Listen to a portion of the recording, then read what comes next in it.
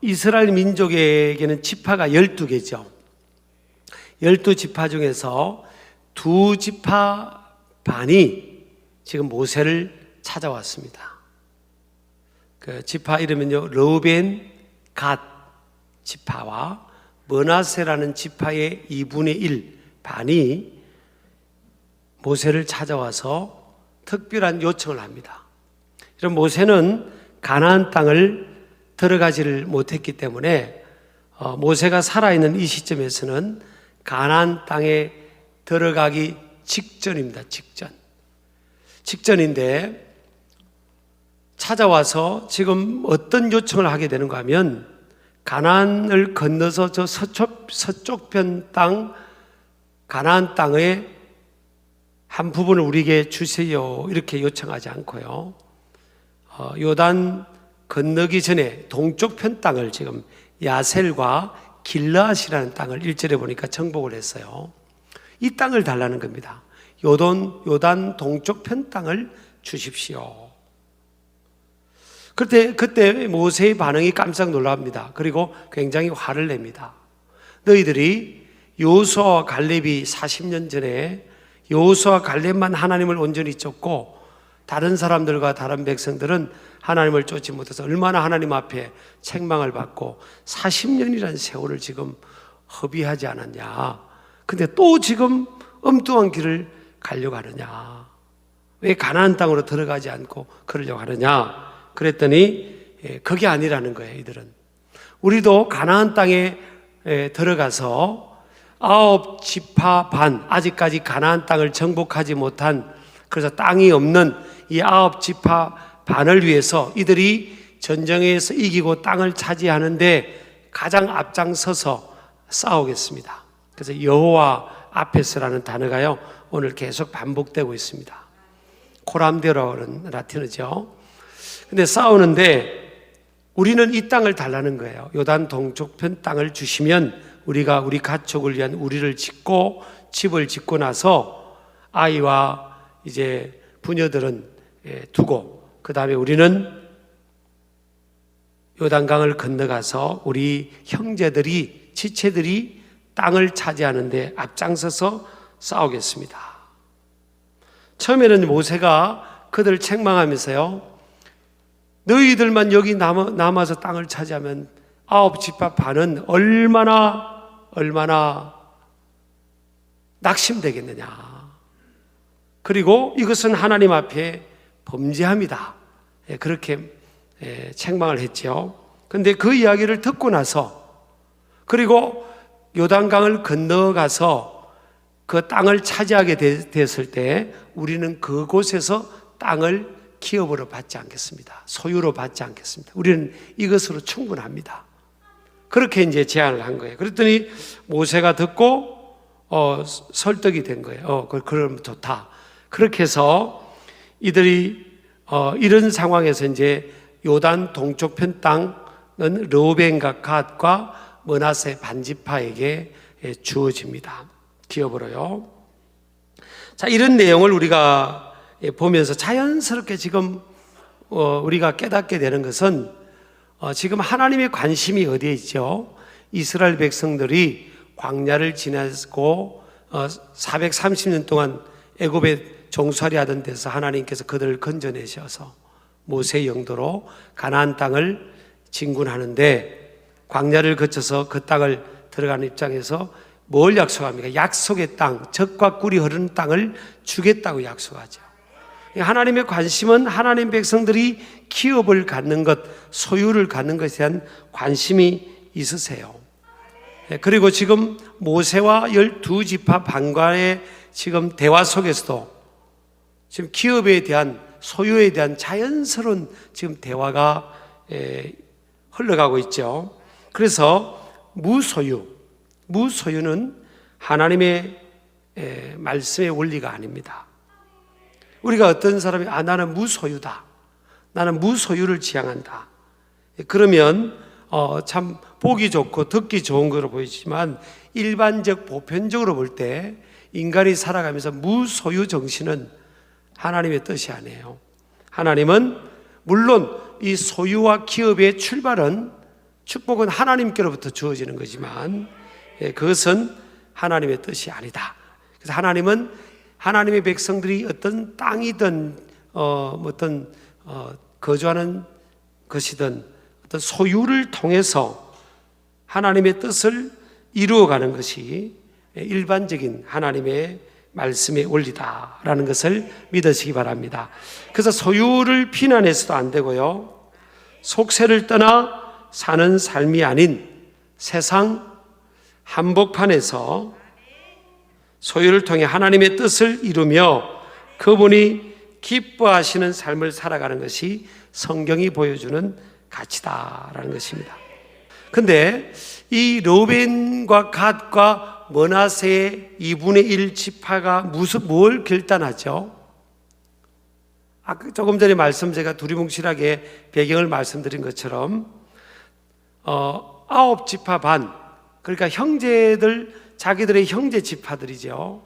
야곱으로부터 나온 다 12아들들이 있으니까 그 9지파 반이 가나안 땅에 들어가서 기업을 얻기까지 앞장서서 도와주겠다는 거예요.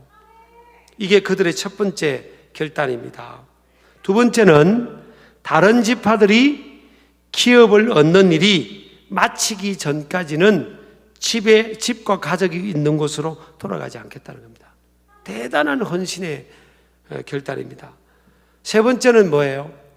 그 요단 건너편 서쪽 땅, 가나안 땅에서는 우리가 기업을 받지 않겠다. 이걸 지금 약속하는 겁니다. 자, 여기서 우리가 좀 생각해 볼 게 있어요. 생각해 볼 게 있는데, 이걸 우리가 이 내용을 우리가 그대로 구약 성경의 내용을 그대로 문자적으로 적용하는 것은 좀 문제가 있어요, 살아가면서. 근데 그 원리는, 성경의 원리는 우리가 정확하게 끄집어내서 성경이 지금 어디를 향하고 있까, 그 정신과 원리는 뭐냐, 가치가 지향하는 가치는 뭐냐, 이것들을 우리가 잘 뽑아내서 우리의 삶의 현장에 적용해야 될 줄 믿습니다. 첫 번째는 성경과 우리 삶에 적용해 있어서 첫 번째는요, 적극성입니다. 적극성 또는 진취성이에요. 자, 지금요, 무한 경쟁과 불확실성의 미래를 두려워하거나 불안해하지 말고 오히려 자신에게 주어진 기회로 삼고 적극적인 자세로 소유를 위한 노력을 기울여야 한다는 겁니다. 그러니까 적극성이라는 게 뭐예요? 지금 뭘 적극성으로 우리가 적용을 해야 될까 보면, 2지파 반이 먼저 요청을 했잖아요. 요단 동쪽편 땅을 주세요. 모세도 이스라엘 백성 전체 공동체도 생각해 보지 못했던, 계획에 없었던 일이 지금 펼쳐진 겁니다. 굉장히 발빠른 행보와 결단을 하고 또 적극적으로 모세를 찾아왔다는 겁니다. 성경은 두드리라 그리하면 열리리라 그랬잖아요. 마태복음 11장 12절에 보면 천국은 침노하는 자가 빼앗는다 그랬어요. 이 적극성입니다. 하나님 나라는 침노하는 자가 빼앗는다. 그래서 우리 택한 백성들은 소유를 위한 소극적 태도, 무소유, 속세를 떠난 이런 정신이 지배할 때는 우리 사회가 굉장히 국력도 약하고 또 새끼 밥 먹는 것도 해결이 안 됐잖아요. 이 성경의 정신은요, 창세기 1장 28절, 에베소 5장 16, 18, 17절, 마태복음 25장의 달란트 비유, 이런 데서 나옵니다. 자, 창세기 1장 28절 보세요. 세 가지 컬처럴 맨데이트입니다. 세 가지 문화 명령이에요. 첫 번째는 땅에 충만하라. 두 번째, 땅을 정복하라. 모든 생물을 다스리라. 다 명령입니다. 하나님께서 사람 아담을 만들고 나서 땅에 충만하고 땅을 정복하고 모든 생물을 다스리라. 안 될 것을 하나님께서 명령하신 건 아니죠. 된다는 거예요. 인간을 통해서 땅에 인간이 충만하고 땅을 정복할 수 있고 다스릴 수 있다는 겁니다. 이걸 에베소 5장 16, 17절을 보면요, 세월을 아끼라 때가 악하니라.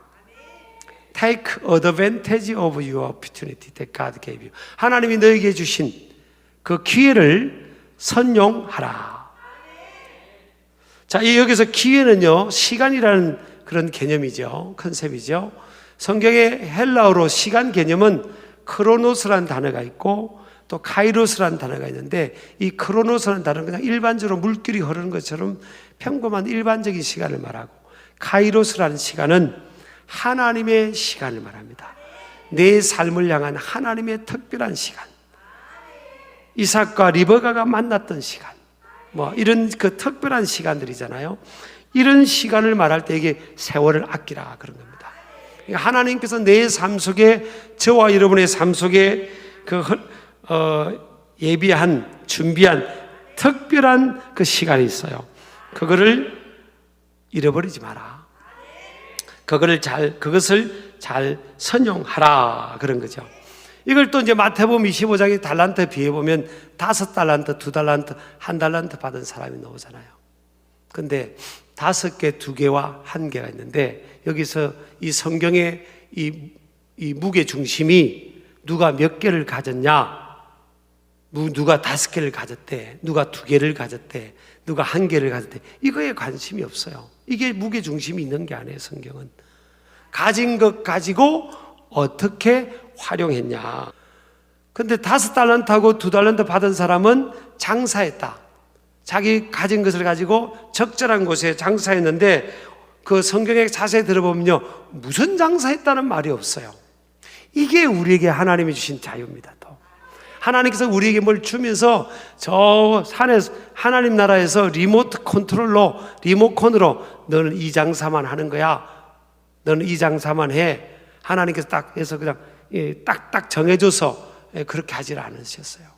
우리에게 자유의지를 주면서 창조적 이 삶의 지혜를 가지고 이 자유 속에서 가장 적절한 곳에 하나님이 주신 지혜를 판단을 해가지고 투자하라는 거죠. 투자.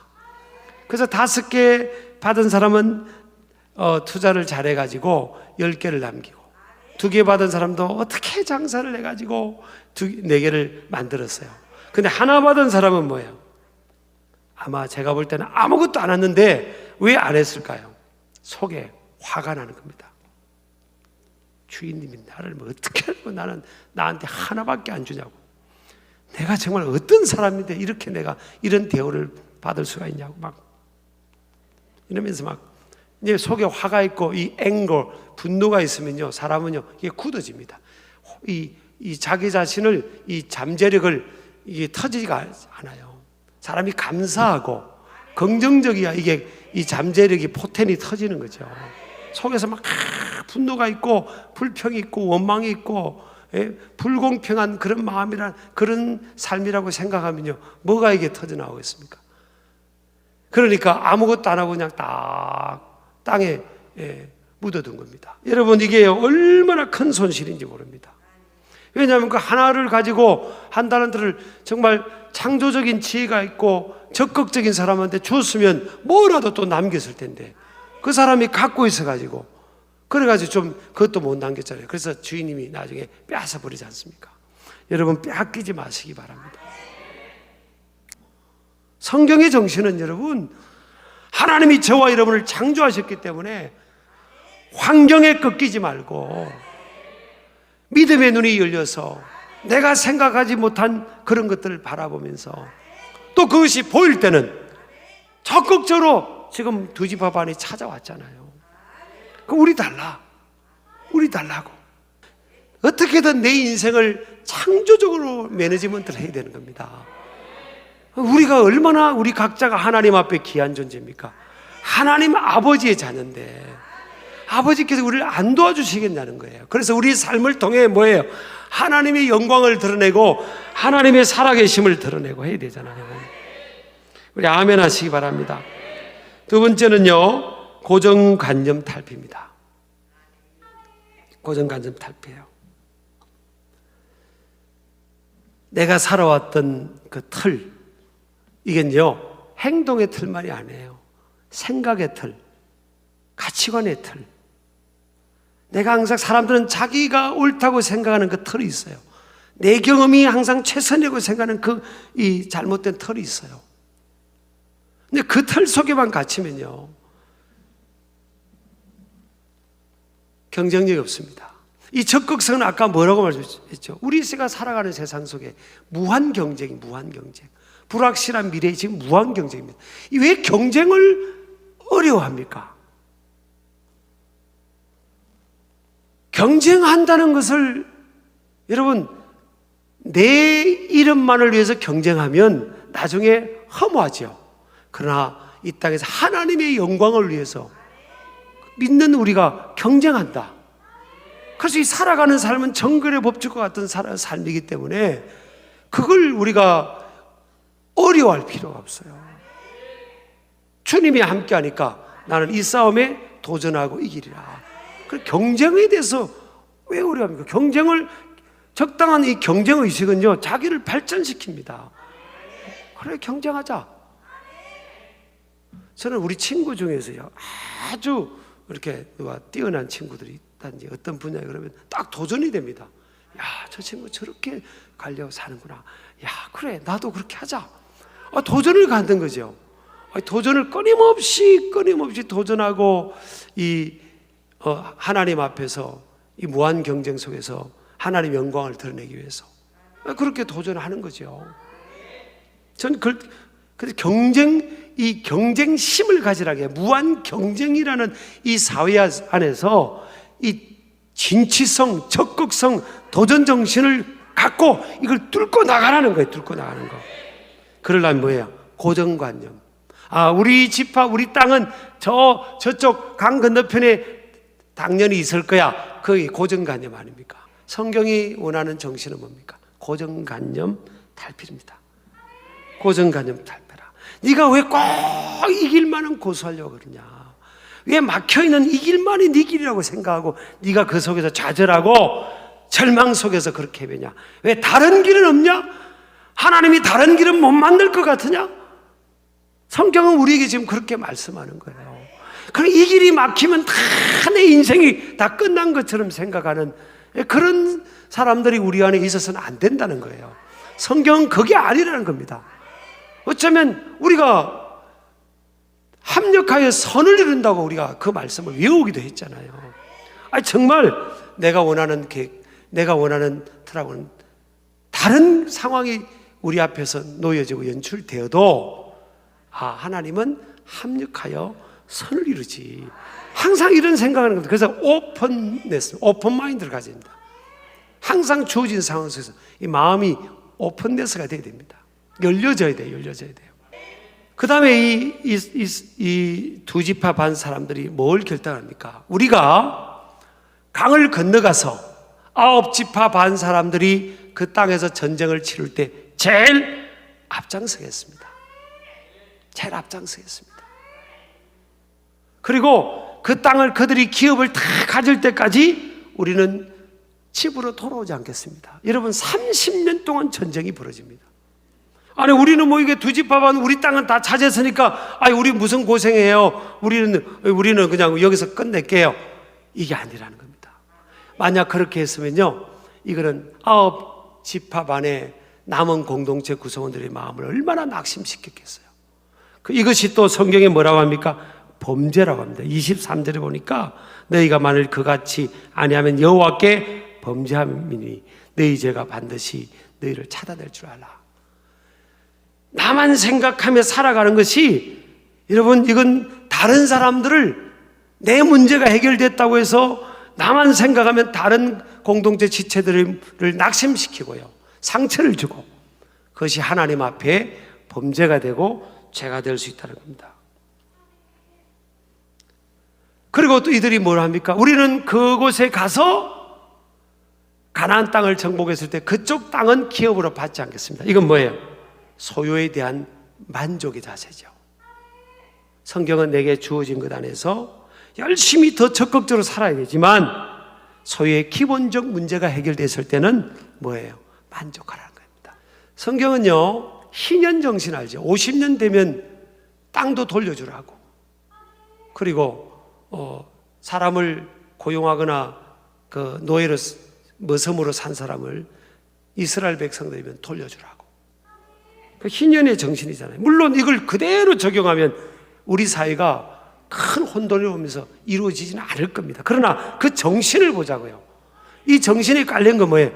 우리가 땅을 소유하거나 어떤 재산을 소유하거나 우리의 삶의 어떤 소유를 가지고 있는데 이것이 잘못된 게 아니라 희년의 정신 뭐예요? 이게 우리 게 아니라는 겁니다. 하나님 거라는 겁니다. 하나님이 우리에게 은총으로 주신 거라는 거예요. 내 게 아니라는 거예요. 그래서 50년 동안 열심히 살다 보면 사람의 뭐예요? 개인적 격차가 날 수가 있어요. 그리고 어떤 잘 매니지먼트하면 쏠릴 수가 있는 거죠. 그러면 하나님께서 딱 50년 되면 자 스탑, 자 이제 다시 돌려주라, 제자리로 돌아가라는 겁니다. 이게 뭐예요? 좀 부족한 사람들에 대한 하나님의 배려예요. 그래서 뭐가 이루어진다는 거죠? 공동체가 함께 가는 거죠. 능력 있는 사람이 앞서가면서 이게 경쟁력을 발휘하고 그 힘으로 나중에는 공동체의 것을 이렇게 나눠주고 배려해주고 그렇게 하는 겁니다. 이게요, 여러분 성경의 세계관이더라고요. 그러면 이렇게 살아가는 사람은 하나님께서 엉터리로 복을 안 주냐? 하나님은 더 복을 주겠다. 그렇게 말씀을 하고 있잖아요. 여러분 생각해 보세요. 30년 동안요, 이 르우벤 갓 므낫세 반지파가요, 제일 앞에 서서 자기 땅을 이미 차지했는데 다른 형제들을 위해서 앞장서서 희생하고 있는 겁니다. 이게 성경에 흘러가는 정신이라니까요. 근데 우리 사회는 지금 캐피털리즘, 오케이 제가 그랬잖아요. 이 소유 개념은 성경의 일반적 흐름이라고. 이게 너무 강화되어 버렸기 때문에 개인주의, 내 것, 그냥 나라는 거야, 나. 근데 성경의 정신이 나를 강조하고 있지 않습니다. 성경은요, 남의 유익을 위해서 살아야 된다. 우리 아멘 하시기 바랍니다. 누구의 유익이요? 다른 사람의 유익을 위해서 살아가야 된다. 자기 유익이 아닌 다른 사람의 유익을 위해서 살아가야 된다. 그렇게 성경은 말씀하고 있잖아요. 근데 이 현대인들은 뭐예요? 내 유익입니다. 내 유익. 거기서 끝나버린 겁니다. 그러니까 하나님 앞에 가면요, 여러분, 하나님 우리에게 주신 것 가지고 이게 흘러가서 5개가 10개가 되고 2개가 4개가 되고 막 이게 창조적 이런 열매가 나타나서 하나님께 영광이 돼야 되는데, 하나님 앞에 가면 여러분 꾸중들을 가능성은 많습니다. 우리가 여기에서 이걸 탈피하지 않으면요. 그래서 오늘 말씀을 제가 쭉 하면서 다시 한번 6가지로 정리를 해서 나눠드리겠습니다. 성경과 오늘 삶의 적용입니다. 첫 번째, 우리 한번 읽어보겠습니다. 시작. 무한 경쟁과 불확실성의 미래를 두려워하거나 불안해하지 말고 오히려 자신에게 주어진 기회로 삼고 적극적인 자세로 소유를 위한 노력을 기울여야 합니다. 두 번째, 시작. 남보다 빨리 보고 빨리 행동으로 옮기는 진취성을 소유해야 합니다. 세 번째, 시작.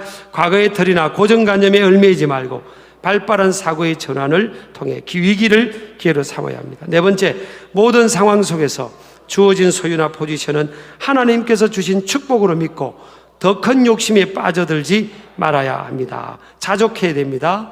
빌립보서 4장 11절 자족함에 하기를 비운더라 그랬잖아요. 다섯 번째, 시작. 다른 지체들의 삶을 위한 희생과 헌신의 태도를 견지하는 것이 성경의 정신입니다. 소유와 책임의식입니다. 여섯 번째, 지체를 돕는 일도 소극적이 아닌 적극적으로 앞장서야 됩니다. 노블레스 오블리주 정신입니다. 이것이 하나님께서 우리에게 성경을 통해 보여주고 있는 정신이기 때문에 우리 원리를 잘 적용해서 우리 신길 가족들은 여러분 성경적 세계관 안에서 하나님의 영광을 드러내기를 주의 이름으로 축복합니다.